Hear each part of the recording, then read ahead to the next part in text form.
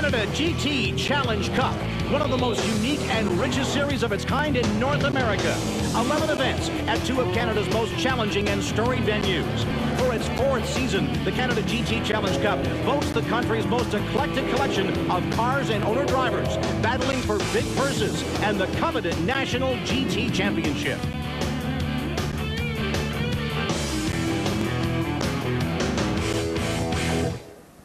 Hello, everyone. I'm Eric Thomas, along with analyst Glenn Budd, and welcome to Canada GT Challenge Cup Series 2000. A full hour of excitement, Glenn. What are we going to see? Oh, we're going to see one of the fastest rising series in Canadian motorsports. We're going to see Porsches, Camaros, Mustangs, and even Volkswagen Beetles. It's an awesome mix of race cars. It's a full hour of racing action, plus the men, the machines, the drama, and the excitement that goes into one of the fastest growing and richest road racing endurance series of its kind in North America. This is Canada GT Challenge Cup Series 2000 on TSN.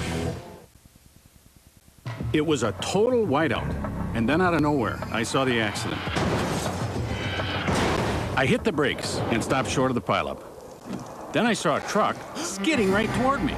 I hit the gas, the tires gripped. I would have been sandwiched between those two trucks. My Blizzak tires saved me. I have no doubt about it. Whatever you drive, you can stick to ice with Bridgestone Blizzak. Now available for minivans, light trucks, and SUVs. Bridgestone Blizzak, the winter tire that sticks to ice. There's more to crispy flavor in our bite-sized taters. It's time you tried McCain Tasty Taters. Baked so they're crispy and golden brown on the outside to capture all that tender potato flavor inside.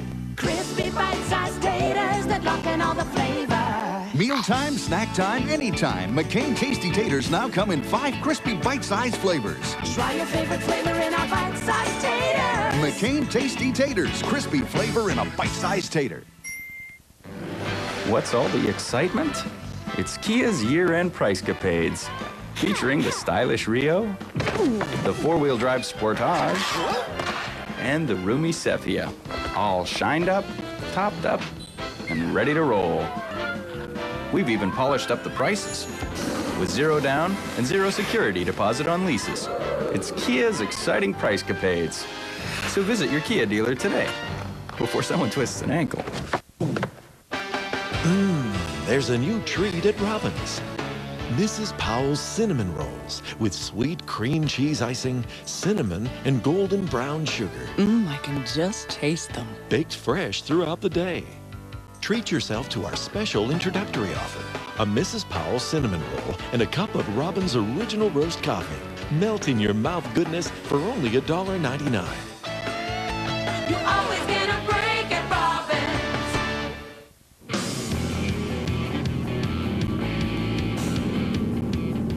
Where would this sport be without emotion? And when you talk emotion, you talk drivers. Well, the Canada GT Challenge Cup is rich with powerful characters. The ageless Ludwig Heimrach, one of Canada's best endurance runners, who still competes with the ferocity of a man half his age and has the winning record to prove it. Brigadier General retired Lou Mackenzie, who commanded the UN forces in Bosnia, takes his racing so seriously, he used to get permission to shake down his cars on the runways at the bases during downtimes. New York State's Joel Reiser doesn't mind if you call him a computer nerd. He's a software developer that takes a technical mind behind the wheel of his Porsche 911. TV star Jason Priestley, best known for his heartthrob work on Beverly Hills 90210, knows his lines in front of the camera and the best lines around a racetrack. He's a relentless attacker with tons of natural ability. Another key series veteran is Harry Beitzik. Very patient and calculating, his fellow drivers often use the word foxy to describe his style. A man of few words who gets just loud enough to impact the finishing order. Scott Maxwell could be Canada's most versatile racer. Known for his aggressiveness and potency in endurance warfare, he can step into open cockpit cars as well at a moment's notice and get up to speed in a hurry. Maxwell's already left his mark on this series. The faces, the names, the characters that weave the colorful fabric of the Canada GT Challenge Cup Series.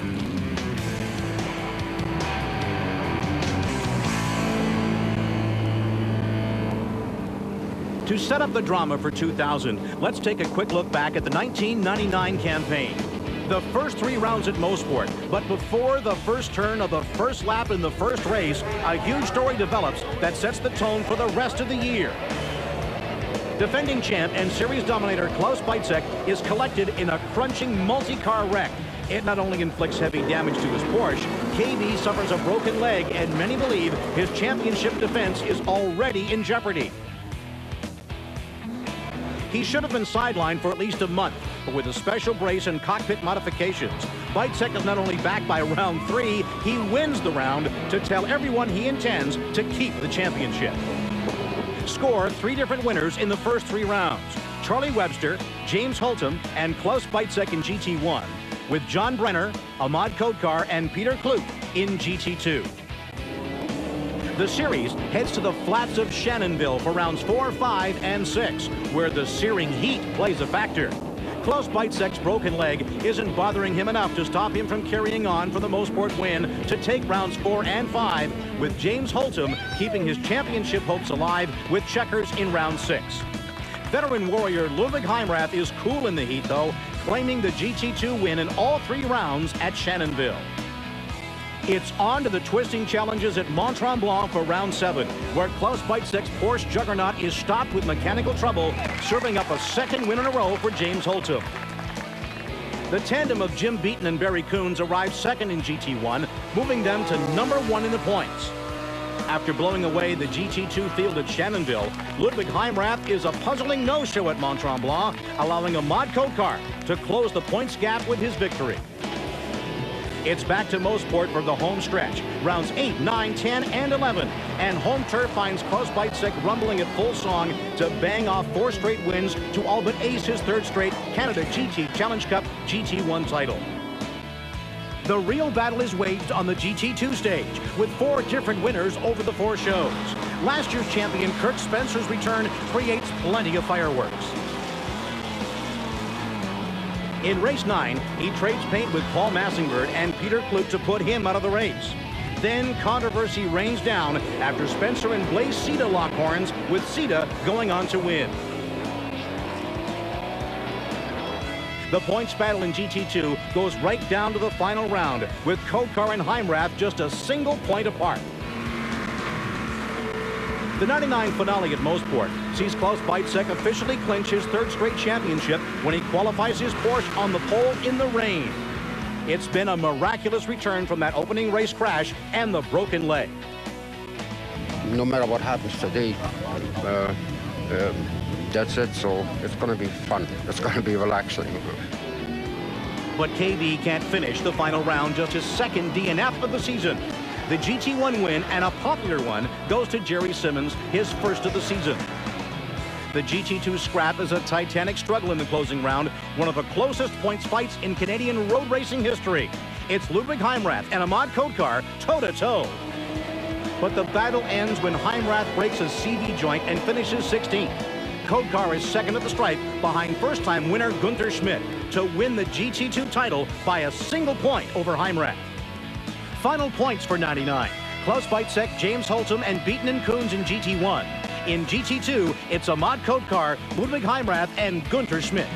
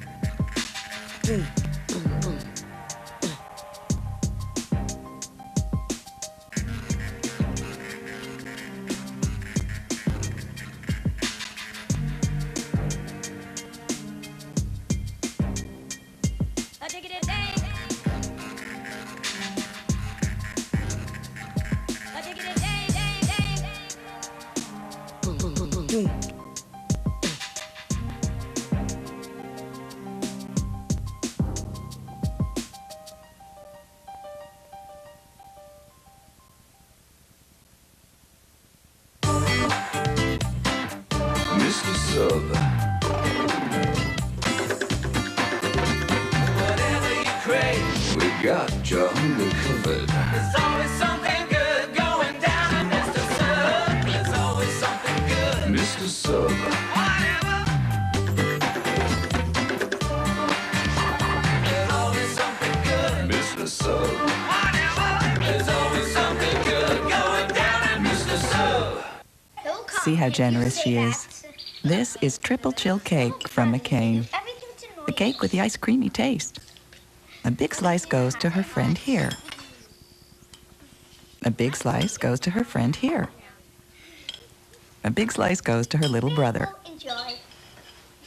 A big slice goes to her little brother. Triple chill cake from McCain. Have your cake and ice creamy taste too.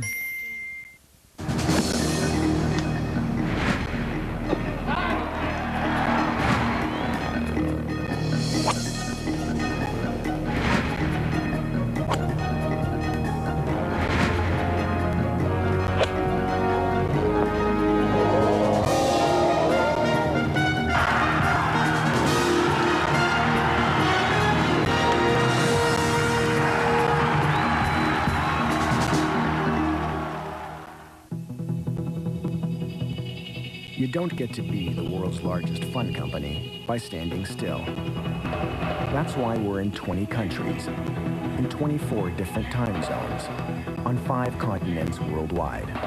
We're the ultimate guide for over 15 million investors, making sure that the world and everything in it revolves around you. Fidelity.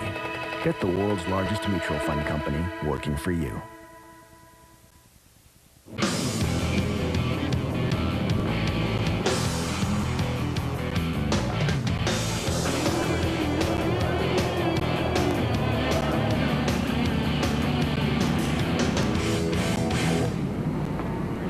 Eric Thomas and Glenn Budd alongside Glenn. The Canada GT Challenge Cup begins its 4th season in April of 2000. Some questions about car counts, yeah, but a field of 22 automobiles and most of them pretty familiar faces. Absolutely. The 11-race series features some of this country's top racers and represents most of the top car makes from around the world. The season opener, though, produced a very familiar result, the Silver Bullet of Woodbridge, Ontario's Klaus Bicek, leading the way. And with last season's top challenger Jim Holtum of Stittsville not in attendance, Bicek wraps up pretty easy wins in the first 2 rounds at Postport International Raceway. You know, they really made it a little bit too easy for me today, and it certainly is a better start than we had last year. Yeah, KB broke his leg in the first race, but came back sooner than anybody expected, Glenn. That's right, and won the championship. John Brenner of Heidelberg, Ontario, steps up as the primary challenger with a solid second place showing in the first round with his Monte Carlo. Well, it's still sporting the Pincinel ASA colors from its former life.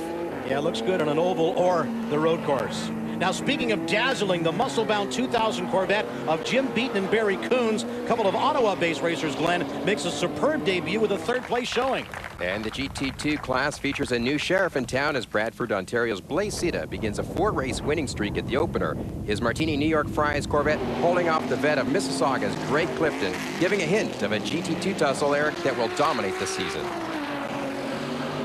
Good job by Sita here. He wins all 3 of the opening Mosport rounds, while Bicek collects wins of the first 2, but saw persistent hood bracket problems. You can see the hood and some of the tape flapping here in the right corner of the windshield. Problems of the Trans Am weekend forced him into the pits no less, Glenn, than 3 times. Oh, absolutely. Look at the nose of that car and all the duct tape. Certainly sporting the colors of Bicek, never mind Benetton.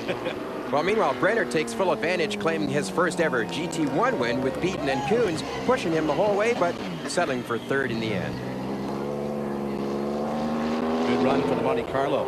At the 2nd round, Hamilton's Charlie Webster, here he comes, returns to the series and finishes 2nd behind only Bicek with his colorful Camaro.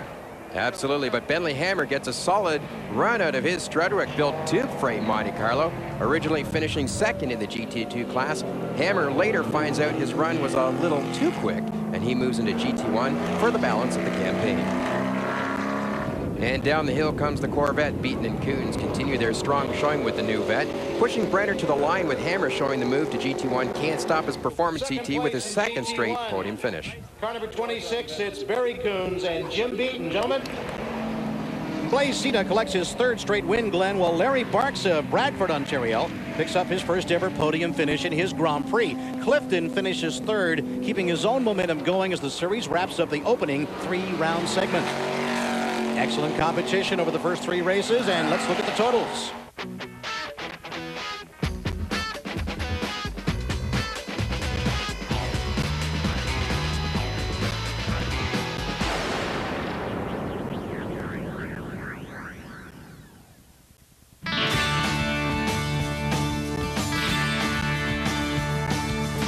"26-year-old Brent Gates of King City, Ontario, took a competitive attitude from the hockey rink to the mechanical side of the sport. He honed his craft working at the Bridgestone Firestone Racing Academy. Under the tutelage of Dave Godby, Brent's described as an intensely focused up-and-comer who wants to race for a living.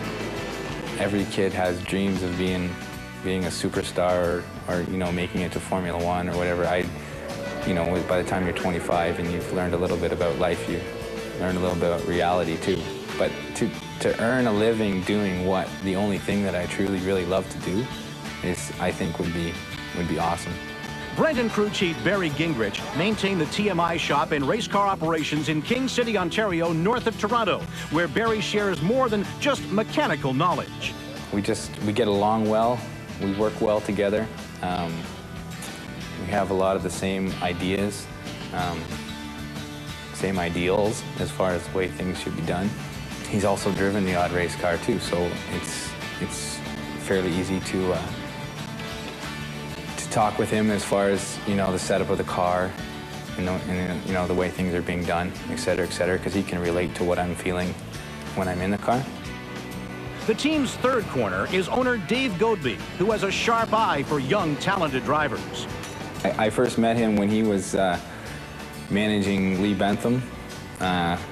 When Lee stepped up to Formula Atlantic, I was a mechanic at P1 Racing. I left P1 to go back and pursue driving, and he offered basically me to give him a call sometime and to see if maybe I could come and drive one of his cars sometime. And from there, basically, the rest is history. Over the winter, TMI Racing decided to mothball the mind-of-its-own Dodge Daytona, acquiring a brand-new Ultima Mark IV purpose-built GT automobile from Britain. After 4 seasons in the series, Brent's now in a position to pass on some advice to even younger competitors. It's the best stepping stone there is in Canada. If you're not in a position to go to, another country or another continent to further your racing career, it's a great opportunity. There's a lot of competition, and you can learn a lot from the people that are already involved in the series.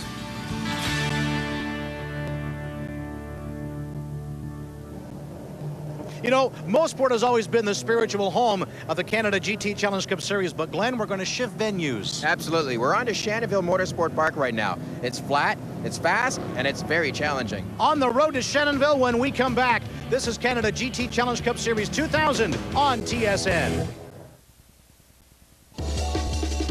Time Out is brought to you by 3M Canada, helping you make the leap from need to innovation.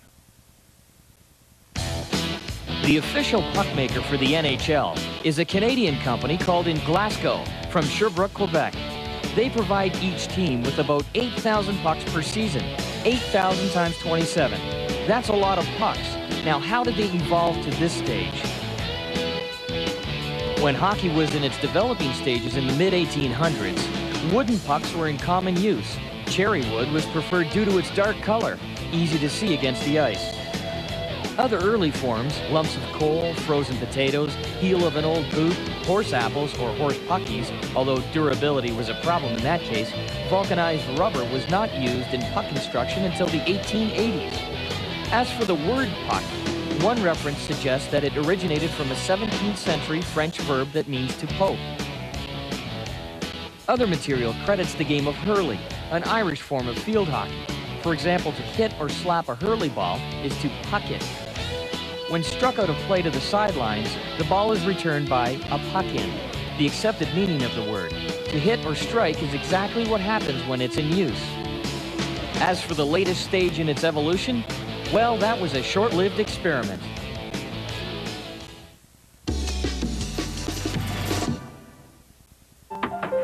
They're our future. And by the time they leave here, they deserve to have known one special person. One the need. A person who teaches not just playing skills, but life skills like teamwork, fair play, and commitment. To the innovation. A person trained by the 3M National Coaching Certification Program to give them a lasting positive experience through sport. Doesn't your child deserve a certified coach? That's 3M Innovation. 20 minutes remaining in this race. 20 minutes remaining in the race.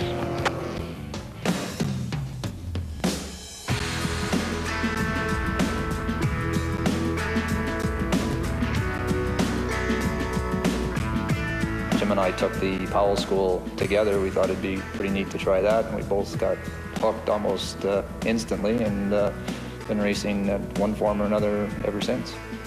I don't think either one of us could really afford the time or the money to do it on our own, and thought, well, you know, if we pair up, you know, the benefits are great and the loss is none. So we decided to pool our resources and see if we couldn't put together one strong car rather than two so-so cars.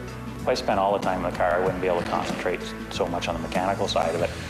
And vice versa, if Barry was the only one driving the car, then sometimes I wouldn't know some of the mechanical problems that are going on and stuff like that. So it's kind of complement each other. You know, he goes out and wrings its neck, and I go out and make sure everything's okay. You might say you get a little less seat time, but I think we both agree that a half an hour in the car really pedaling it as fast as you can is just about enough as it is. Our kind of motto has always been, it'll bankrupt us before we'll quit. You know, we sort of set a budget and try to stay within it. But, you know, we're not shy to work. We'll be back at it at least for 1 or 2 years to come. There's nothing left but golf after that.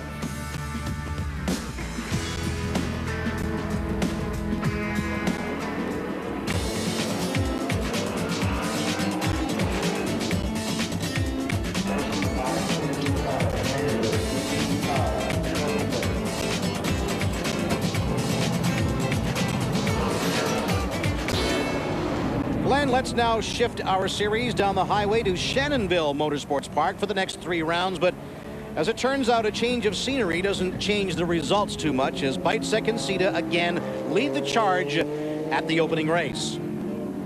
Brenner returns to his familiar runner-up spot in GT1, and Beaton and Coons are third again. And the champagne spraying, the laundromats are getting familiar with these suits. In GT2, the twin Porsche 911s of Toronto's Robert Julian and Dennis Tancred of Montreal debut, Eric. These are good cars, and always good to see new cars and new drivers. Very well prepared cars, a fantastic team of drivers behind the wheels of these Porsches. And Tancred finishing, actually, Eric, a promising second, just ahead of Markham's Dwayne Hu. The latter shaking off 3 straight DNFs with a 3rd place showing in his Mazda RX-7. But for the first time in the history of this series, Glenn, a race is rained out, is coming down.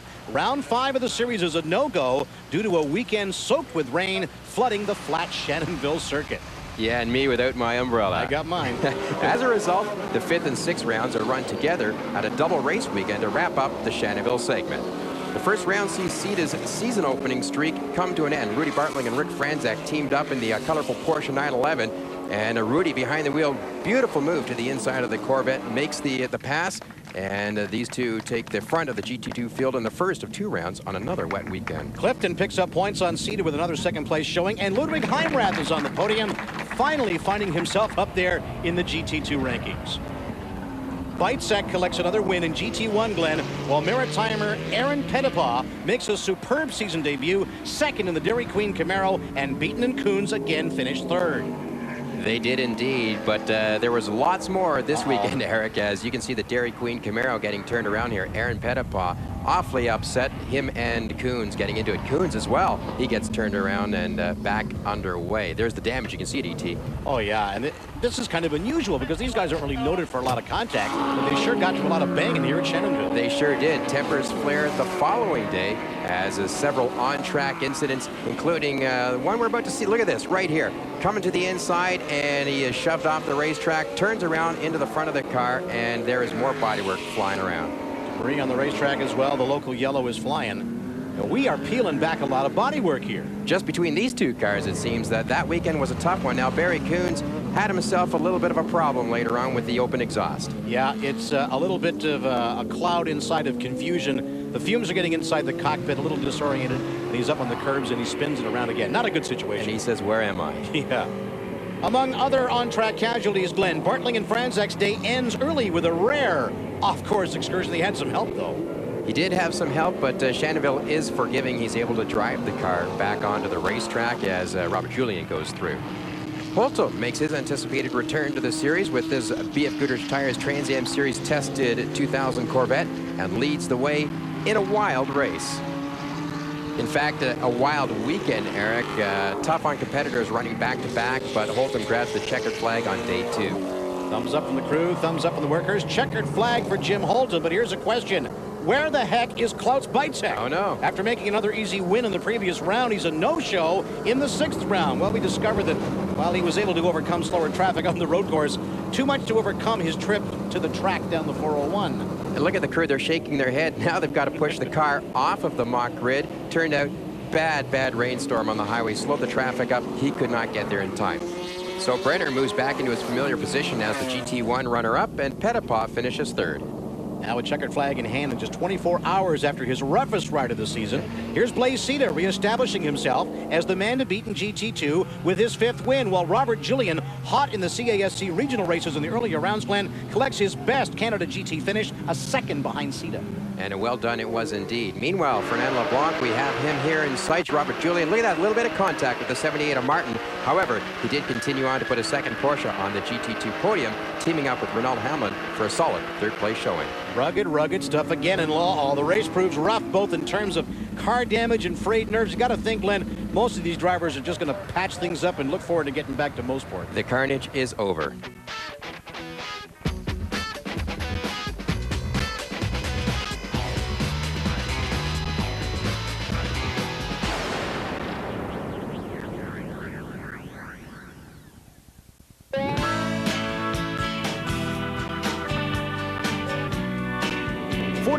James Holtum is a 28-year racing veteran who's consistently competitive with a constant hunger to achieve more. And that means success in business away from the track.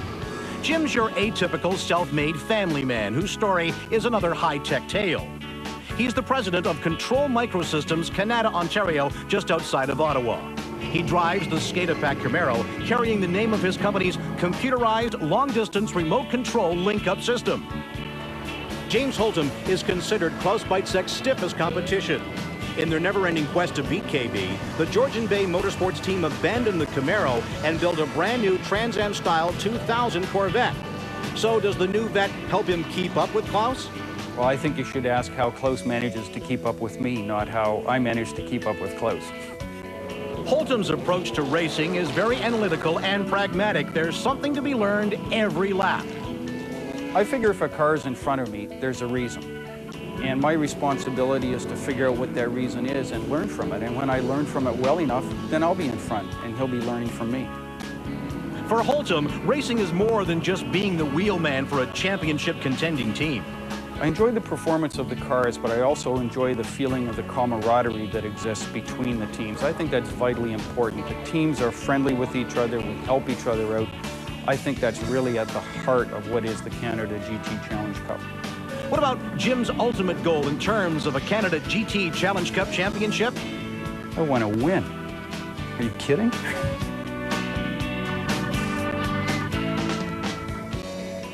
Glenn, it's time to bring this series back home to Mosport. That's right, round 7. This is where things really start to tense up. People are starting to talk championship now. They're worrying about their points. They're considering the fatigue on their cars. It's been a long season, and things start to break. They start to worry about this stuff now. When we come back, it's round 7, and a look at some of the mechanical marvels that make this series tick. This is Canada GT Challenge Cup Series 2000 on TSN.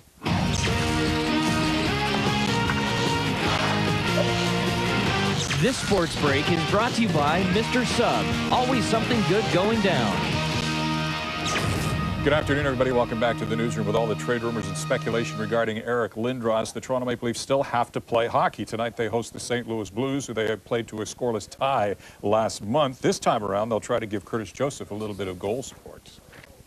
We definitely want to play more on their end than in ours, that's for sure. I think that you know, they're a team with a lot of weapons, especially the two guys that they got back there on the point that can, you know, control a game, so to speak. So we got to be careful of how we're playing tonight and be more conscious of our own end. Fans in the Maple Leafs region can catch the game live on TSN, starting with Molson Nats Hockey. The Leaf edition starting at 7 Eastern tonight. Game time is 7:30 Eastern. More of the Canada GT Challenge Cup coming up. Last night, that was amazing. Come on. Really? When you start...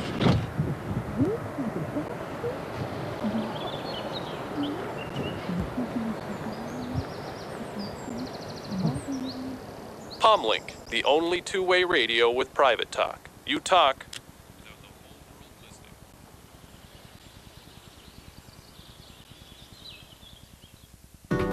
Remington has a shaver for every face. The Intercept washable features Intercept cutters to trim long hairs. The first foil shaves close, the second even closer. And it's so easy to clean. And there's the new Microflex with floating heads that contour to your face. The advanced Fast Track system has 2 shaving tracks for a clean, quick shave.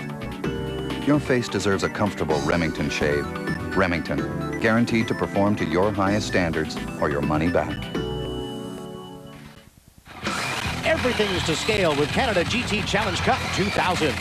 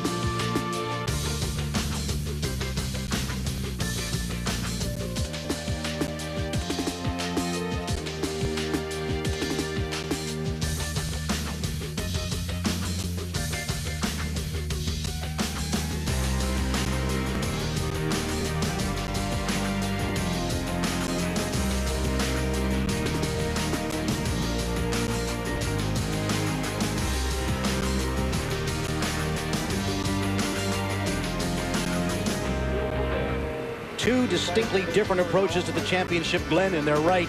Both cars rock. Oh, how they do. With a full month layoff before the return to Mosport for the series home stretch, racers are given plenty of time to prepare and repair. And green we go at Mosport. As a result, Glenn, the remaining rounds here feature healthy car counts, exciting races. There's an air in the pits. Everybody's recharged it, and they're raring to go. Absolutely. Weitzik and Cita take the respective victories again in the return to Mosport. The way you want to do it when you get back to home base. Charlie Webster makes his return to the series a successful one again, Glenn. A second place showing in GT1, coming out on top, a close battle with Holtum, and these guys enjoy trading a little paint. Do you think? There you can see it. And here on the replay, look at this. Webster on the inside, up over the curbing, bounces across the racetrack into the side of Holtum. Nowhere to go at that point, really. Holtum is now a passenger in his Corvette off the racetrack. So much for the repaired cars. They're back to beating each other up again. Yeah, and because of that, Charles Webster goes on to finish second. But look right behind him. Holtum holds on for third spot. Right behind him, a charging Brent Gates in the Ultima. That is a funky little race car, that Ultima. Indeed. Clifton again settles for second in GT2 with Fernand LeBlanc, Quebec, collecting his second straight podium finish with his Porsche 911. Getting down towards the end, Eric, round 8. The points leaders both suffered setbacks on the CASCAR weekend, allowing Webster to step up for the overall race win, and Clifton a well-deserved win in GT2. In the Ultima, Brent Gates crosses the line in second spot. We're in the office with him. Holtum rounds out the GT1 podium. Has he got any room in that office? His knees are right up against the dash. LeBlanc steps up to second in the GT2 battle with his Porsche. Steve Hummel, a longtime GT competitor, sees his hard work pay off with his first ever Canada GT Challenge Cup podium finish, bringing his yellow Corvette across the line in third in round 8. A great job, E.T. On to round 9. Bicycle wins an exciting race-long duel with Holtum, but I gotta tell you, right from the get-go, it was the Corvette of Holtum leading him all the way. This is a fabulous fight in GT1, Glenn. Bicycle and Holtum provide the most exciting race, I think, in this division to date, running most of this event on each other's bumper. And here it is. He sets it up in 10. Oh, Holtum almost got over to the inside, but Bicycle squeezes up on the inside and makes the pass and finishes the job in turn number 1. Great friends, great competitors. They loved every second of it. Webster had a great view of their dicing in the early laps on his way to a third-place finish. Good crowd on hand. Clifton concedes the GT2 title to Blaise Sita, and why not? His 7th win. He's among the first to congratulate the champion at the end of the race, pushing all the way before finally setting for yet another second-place conclusion. But a great championship drive by Blaise Sita. And LeBlanc collects a third-place finish, quickly establishing himself as a challenger, Eric, for a season-ending podium finish. So after 9 rounds, here's how the points look.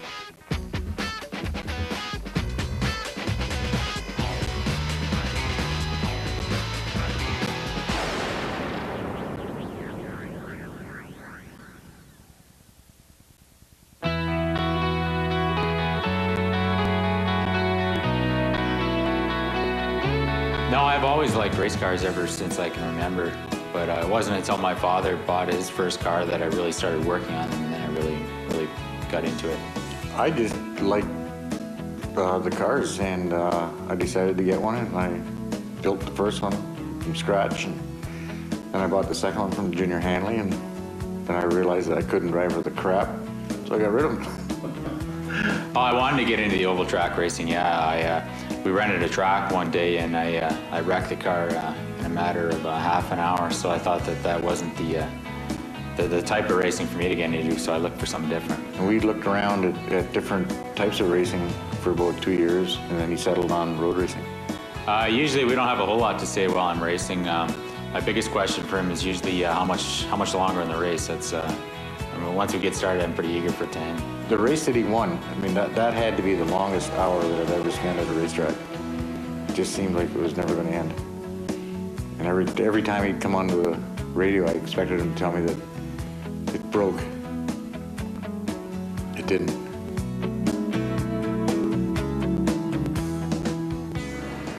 Just 2 rounds remain and lots at stake. When we come back, the hot duo, rounds 10 and 11 on the chase to the championship. This is the Canada GT Challenge Cup 2000 on TSN. Can Sprite make you a more extreme mountain biker?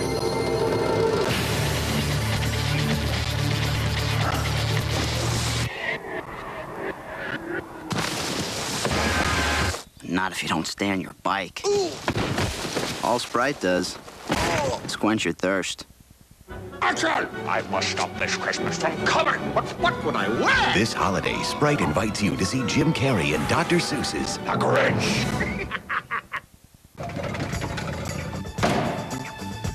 Hey, man, you gotta help me here. It's just not grooving, and it's drowning out my 8-track. I dig. Just go and chill. Dynamite. Right on. Things sure have changed. Like Speedy, where we do a lot more than just mufflers, including tires, brakes, and suspension. All with the same commitment to great prices and service you've experienced for over 40 years. Yup, times have changed. And so have we. We're Speedy Auto Service. Здорово здесь. Я же говорила, будет хорошо. Си, нам всем. Смотри, это наш хоккеист, Пушков. Turning people into Canadians all over the world. Remember we beat Russians 72? It's a Canadian thing in 151 countries. Тоже. Мы русские. Canadian Club. They are our future. And by the time they leave here, they deserve to have known one special person. One the need. A person who teaches not just playing skills, but life skills like teamwork, fair play, and commitment. To the innovation. A person trained by the 3M National Coaching Certification Program to give them a lasting positive experience through sport. Doesn't your child deserve a certified coach? That's 3M Innovation.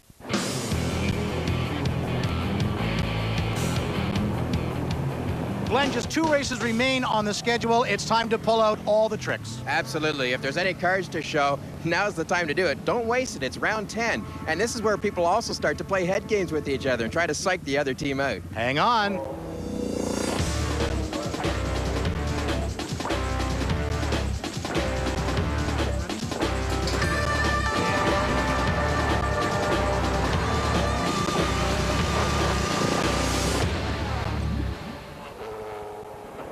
Canada GT Challenge Cup Series 2000, Eric Thomas and Glenn Butt. You know something, Glenn? One of the attractions of this series is that it's accommodating towards virtually any kind of recognized GT-type race car, both old and new, with the exception of the ground effects cars. That's right, and the additional rule tolerance of 10% can turn the typical North American V8 GT1 or Trans Am racer into a rocket ship. It really does. Okay, just 2 left, round 10. And for round 10, Jim Holtum's got his vet on the pole. A new series lap record, 118 with a 5. Jim is once again determined to make it as hot as he can for KB, who's all but locked down his 4th straight GT1 national title. Absolutely. Holtum had KB right beside him on the front row as we took the green for the 1-hour event. But Holtum's the rabbit, with KB lagging back as the turbo spools up. Holtum leads, Bicyc second. Barry Coon stays with him in the Corvette. More than just the points chases the last couple of races, the drivers, no matter where they are in the points parade, Glenn, want to do well in the last couple. They've got sponsors to look at. They just want to finish on a high note. They sure do. Well, we got a problem here. Leroy Mikulev on lap 10 will go around, and we will have to do a little retrieval work there. After the full course yellow, back to green flag, down corner 1. Klaus Bicyc continues to try and chase down Holtum. You see Barry Coons, he's still in this mix. Here we have a look at corner 8, and trouble, yellow flag once again. In turn 8, Peter Kloot has put the Jaguar heavily into the tire barrier in lap 13, and there's mosquito water all over the place. Look at this replay. You can see him sliding off high-speed impact zone here at the end of the Andretti straightaway at Mosport, and that Jaguar, first appearance for the Jag, I might add, Eric, and it's wrecked. Too bad, too. Nice car, and Peter Kloot puts it into the tire barrier. He is okay. The tires did their job down there. Best news of all. Well, at least one pit stop is mandatory. Let's keep that in mind. And Holtum has decided to come in here. I don't think this was planned, but at least the crew looks ready. No, I think they're using strategy here. They got in just before what they think is going to be a full course yellow. Right. But in the meantime, Klaus Bicyc assumes the lead here. Now, if the full course yellow does not happen, hey, there it is, full course yellow. So Holtum jumped the gun. He's the smart guy. But look at this, Bicyc into the pits. Now, we've already seen the full course yellow flags. The 2 yellow flags mean it's full course yellow. You cannot pit. This is a no-no in Canada GT Challenge Cup rules. It really is, and I gotta think KB did not see the flags until it was too late. He was already on pit road, so there's gonna have to be some kind of a ruling on this. We'll keep our eyes on the situation as the pace car brings the field through. I think you're right, E.T. He may not have seen it, but he's got a fortune ahead. He's just got to put this out of his mind and continue to race. And when we go back to the green flag, you can see it. Bicyc, he's got it out of his mind. He's leading Holtum. Holtum played the yellow flag gamble perfectly, you have to think, but we'll wait for the ruling from the officials.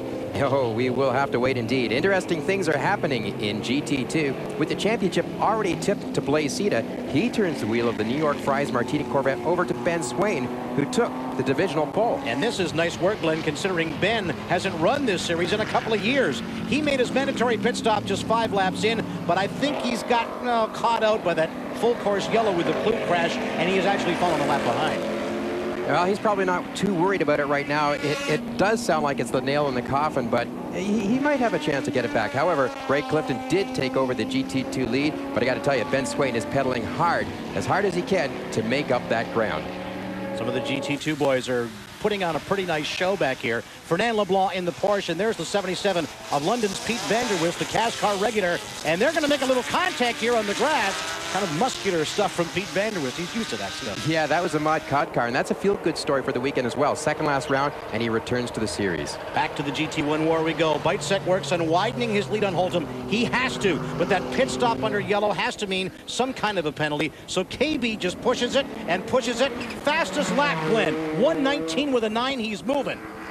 Guaranteed that is charging. Well, Beaton and Coons, E.T., they are not having a very good day. They're penalized for passing under the yellow and forced to make a stop and go on lap 28. The wiggle is evidence of a broken axle. Oh, what a break. And this is a great story. Look at this, Glenn. In GT2, Ben Swain has caught Greg Clifton. In a brilliant charge, he's got the lead back.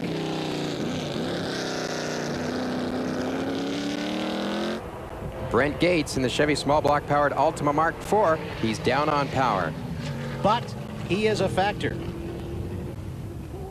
Okay, ready for the checkers. Here comes Klaus Beitzek.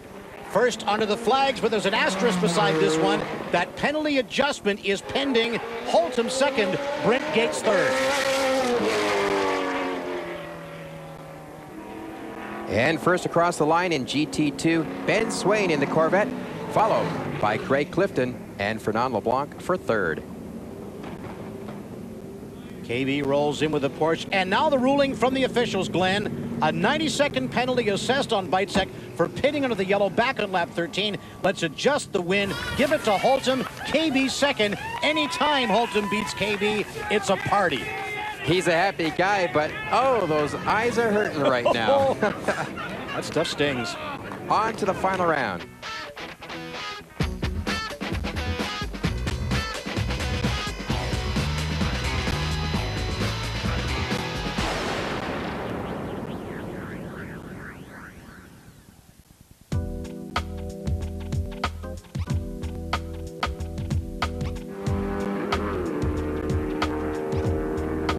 Three-time and defending GT1 national champ Klaus Beitzek can best be described as the thinking man's racer.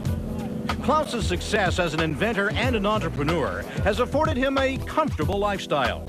At his home in King City, north of Toronto, he finds the time for two of his creative passions, oil painting and poetry. To most, this is a stark contrast to hustling exotic racing machinery. For Klaus, the thrill of racing and winning is not so much about beating other drivers, but more about mastering the technical side of car control. Can I make this car go a little bit quicker around this particular turn? Can I improve within my own limitations? Can I change something? Can I improve something? That's the turn on for me, not I got bigger balls than you have. That's not really on my mind. Away from the track, Beitzek's interests include horse racing, the standard red harness variety, with involvement in breeding and racing of the top trotters and pacers in North America. Frustration in finding somebody to paint his dogs led Klaus to his other pastime, which is oil painting, while listening to his favorite operas. Hardly an artist, but I think it pretty good. I need to do a lot of repair work, a lot of fixing, so oil is suitable for that. Recently, Klaus's artistic interests have shifted to the collection of original landscape masterpieces by the Group of Seven and Tom Thompson. In particular, works by A.J. Casson and Lauren Harris. Round about the time I discovered the Group of Seven, at the time, I really couldn't afford them, but I was struck by their work and I liked it. Beitzek's pair of 911 GT1 Porsches are formidable competition themselves. Factor in a precision crew and patient strategy for being there at the end, and you have a picture of Canada's most dominant and tough-to-beat road racing teams. I probably have the same attitude towards anything I do, whether it's business or painting or car racing. In the end, you really want to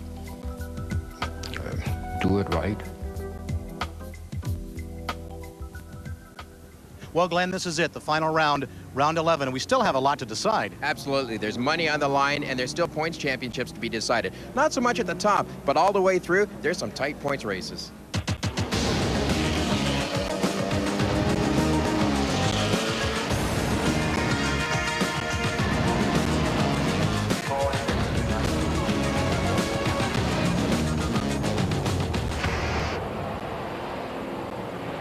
.2000 Canada GT Challenge Cup, Eric Thomas, Glenn Butt. Where's the summer gone, Mr. Butt? We just got started and we're ready for the final round, round 11 at Mossport already. Way too quick. Let's set the table.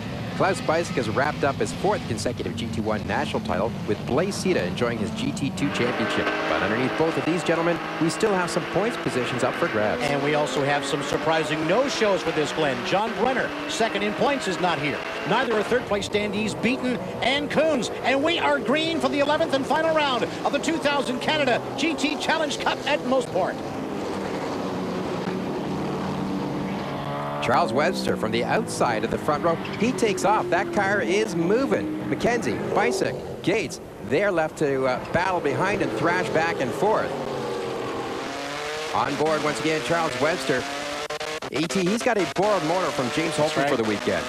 That car is moving. Last race of the year, wants to put on a good show, and he is rocketing around the circuit at Mosport. And look at Gates here from 4th to 2nd place on lap 3. We mentioned the Mark IV may have been underpowered last round, but the little monster's got a lot of gusto now. Stout indeed. Have a look at this.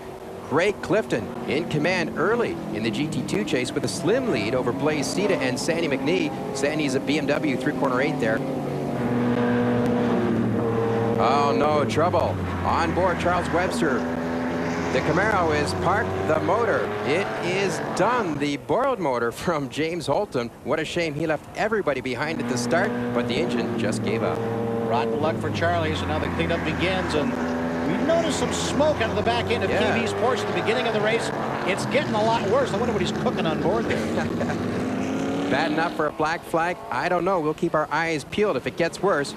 Back to green flag, lap 11. The smoke, oil, whatever it is, it's not slowing KB down much.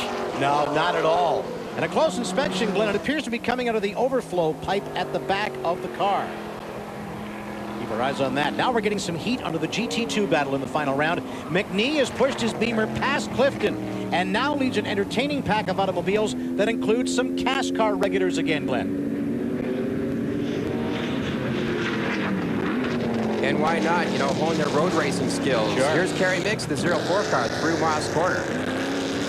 Kerry Mix, one of the outstanding oval competitors in CASCAR, but the smoke in Beisek's Porsche got worse in the pits. The back end is off the car. You got to figure that this is not the way the 4-time GT1 national champion wanted to end the season. No, and Brent Gates will take over. The top 3 cars are GT2 livery. Klaus Beisek, frustrated. You can just observe through the sun. His day and season is done. The championship is his. They didn't want it to end that way. You're right. No, indeed. So Brent Gates, as you mentioned, he continues on as the new leader. Here, have a look. McNee, he's fading.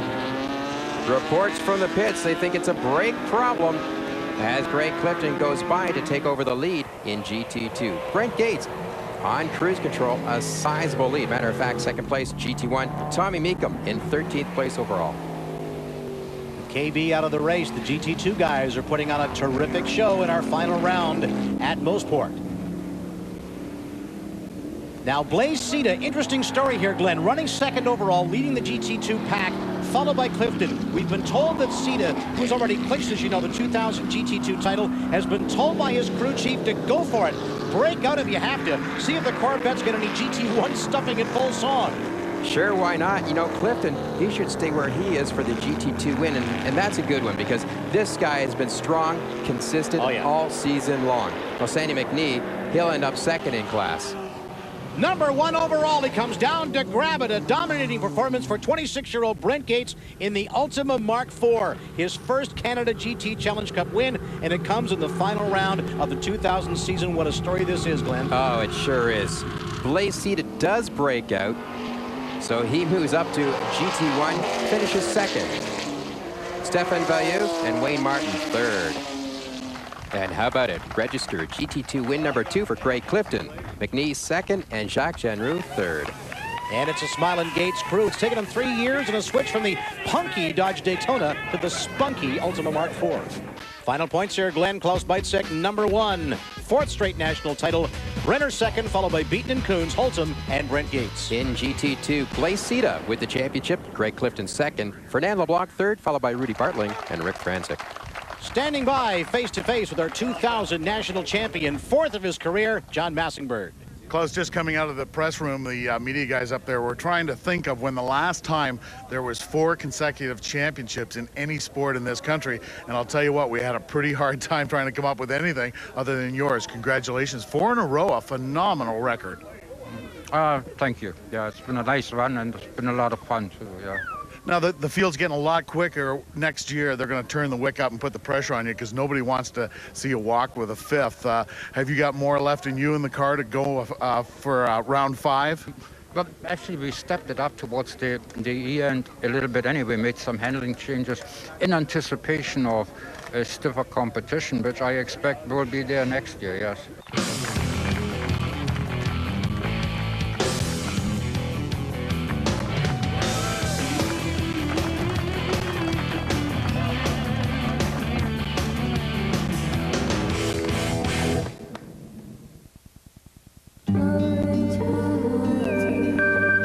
You know your company has to move ahead with e-business, but where exactly do you turn for help? To a company too small to cope? Or a company too big to care? Consider a smarter route. TELUS. TELUS can help you find the right solution your business is looking for and discover everything you need to grow, now and down the line.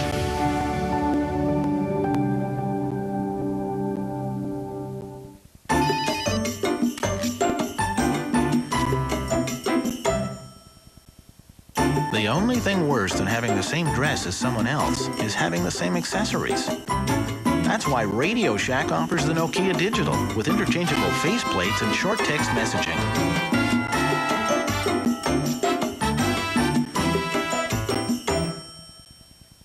Pick one up for $0 after rebate and get a bonus $50 gift card, only at Radio Shack.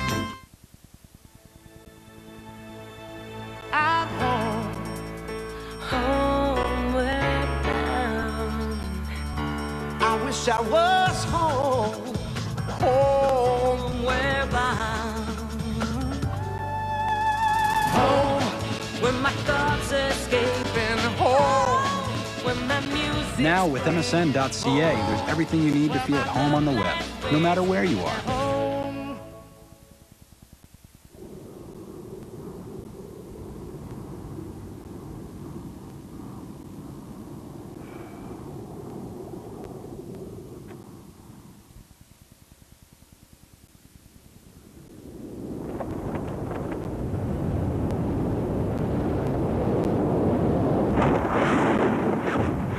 E-squared from Energizer, a whole new battery with a heart of titanium that lets you take power to the next level. Tonight, check out a pumped-up lineup on TSN. The Leafs and the St. Louis Blues hit the ice for viewers in the Maple Leaf region, while the national lineup explodes with the stars of WCW Nitro. Get set for it on TSN. Celebration's just about ready to get underway, but 4 consecutive championships for Klaus Beisek, Glenn. I tell you, the guy's unstoppable. We'll have to check the record books and see if there's anybody else that's grabbed 4 championships in Canada. That's unbelievable. And GT2, great job for Blaise Sita. You know, the guy was consistent all season long, and that paid off. The champagne sprays for all those guys. That's going to do it from here on behalf of Glenn Butt, John Massingbird, and our entire Canada GT Challenge Cup crew. I'm Eric Thomas. Thanks for being with us, and so long, everybody. 5 minutes. Hang in there. Go hard, go hard, go hard, go hard. He's off big time in 8. I mean, he missed the gravel and his car's wrecked. What's the oil temperature? My pedal foot is on fire. 9-9, you are the man. What's the trouble? Pin now, pin now.